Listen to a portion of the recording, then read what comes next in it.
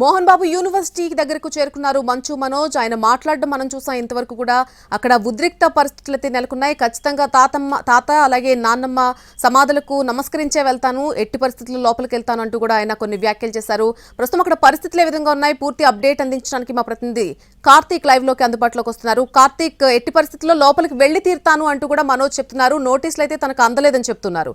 So ప్రస్తుతం అక్కడ ఉన్నటువంటి సిచ్యువేషన్ ఏంటి?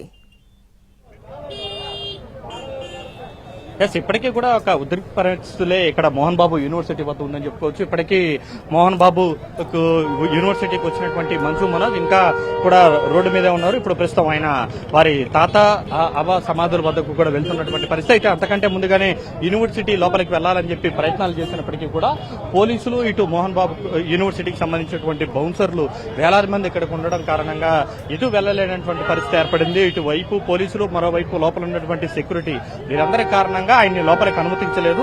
పోలీసులు కూడా మీకు కోర్టు పరిధిలో నోటీసులు ఇచ్చింది కాబట్టి ఎట్టి పరిస్థితుల్లోనూ లోపలికి వెళ్లడానికి లేదంటూ కూడా ఆయన చెప్పడం కూడా జరిగింది. అయితే వీటన్నిటిని కూడా మంచు మనోజ్ కొట్టిపారేయడం కూడా జరిగింది. కోర్టు నుంచి తనకు ఎలాంటి ఏదైతే నోటీసులు కావచ్చు, కోర్టు ఆదేశాలు కావచ్చు రాలేదని, ఇంకా వీరందరూ కూడా జిరాక్స్ కాపీ ఇస్తున్నారు కానీ కోర్టు నుంచి మాత్రం తనకు అఫీషియల్ గా ఎలాంటి రాలేదని, కావాలని ఉద్దేశపూర్వకంగానే లోపలికి అనుమతించట్లేదంటూ కూడా ఏదైతే మంచు మనోజ్ కూడా తీవ్ర స్థాయిలో ఆగ్రహం వ్యక్తం చేస్తున్నారు. అయినప్పటికీ కూడా తాను ఎట్టి పరిస్థితుల్లోనూ తాత అవ్వ సమాధుల వద్ద ఎక్కడైతే ఉందో చుట్టూ పక్కనే మోహన్ బాబు యూనివర్సిటీ పక్కనే ఉన్నటువంటి ప్రదేశానికి తాను వెళ్లి తీరుతానంటూ కూడా ఏదైతే మనోజ్ చెప్పడం కూడా జరిగింది. అయితే నేను కూర్చోబెట్టి మాట్లాడదామని పలుమార్లు చెప్పినప్పటికీ కూడా ఇప్పటికీ కూడా ఏదైతే అన్న విష్ణు వినడం లేదని చెప్పి ఇప్పటికీ కూడా గొడవలు పెట్టుకునేటువంటి అవకాశాన్ని, సంస్కృతిని తీసుకుని వస్తున్నారంటున్నారు. మరొక వైపు నారావారిపల్లిలో సీఎం చంద్రబాబుకు ఏదైతే నారా లోకేష్ కు స్వాగతం పలుకుతూ కూడా 250కి పైగా కూడా బ్యానర్లు అనేది కూడా మొత్తం కూడా ఏర్పాటు చేశామని, వాటన్నిటినీ కూడా మొత్తం అర్ధరాత్రి పూట చించివేయడం కూడా జరిగిందని, ఇది ఎంతవరకు కరెక్ట్, నేనేదో శాంతియుతంగా వెళ్లాలని చెప్పి అనుకున్నప్పటికీ వీళ్ళు మాత్రం ఎప్పుడూ కూడా గొడవలకి ఎదుగుతున్నారు, రచ్చ చేయడానికి కూడా చూస్తున్నారంటూ కూడా మనోజ్ ఆవేదన వ్యక్తం చేశారు.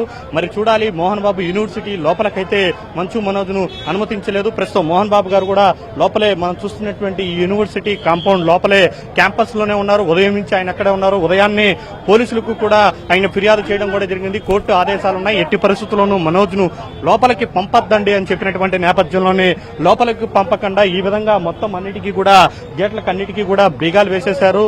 మొత్తం ఎన్ని గేట్లు ఉన్నాయి అన్ని గేట్లకి బీగాలు వేయడమే కాకుండా భారీ పోలీసుల భద్రత అనేది కూడా ఏర్పాటు చేయడం కూడా జరిగింది. ఈ నేపథ్యంలోనే కుటుంబం ఏదైతే ఫ్యామిలీతో వచ్చినటువంటి మంచు మనోజ్ కారు బయటే ఆపివేయడం కూడా జరిగింది. నిలిపివేసినటువంటి పోలీసులు ఆ కోర్టుకు సంబంధించినటువంటి ఉత్తర్వులు ఇచ్చారు కానీ ఇది ఒరిజినల్ గా నాకు కాపీ అందలేదంటూ కూడా మనోజ్ చెప్పారు. అయినప్పటికీ కూడా పోలీసులు మాత్రం ఎట్టి పరిస్థితుల్లోనూ లోపలికి అనుమతించబోమని చెప్పినటువంటి నేపథ్యంలో తిరిగి మనోజ్ ఏదైతే తాత అవ్వ సమాధుల వద్దకు వెళ్తున్నానో అక్కడ కూడా ఎలా ఆపరో చూస్తాను, ఒకవేళ ఆపితే వాళ్ళకు వేళ లాఠీ చార్జ్ చేసి కొడతామంటే దెబ్బలు కూడా తింటాను, కుటుంబం కోసం అవాతాతల కోసం నేను ఆ మాత్రమైన తట్టుకుంటానని కూడా చెప్పడం కూడా జరిగింది.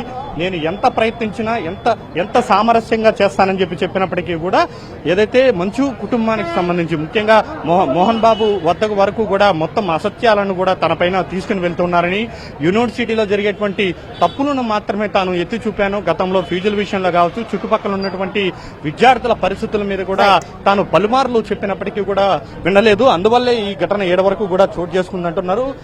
సో మరి కాసేపట్లోనే మనోజ్ అయితే ఏదైతే తాత వాళ్ళ సమాధి వద్దకు వెళ్లబోతున్నారు, పోలీసులు అనుమతిస్తారా లేదా లేకపోతే అక్కడ కూడా మనోజ్ను అడ్డుకుని తిరిగి పంపించేస్తారా అనేది మనం చూడాలి.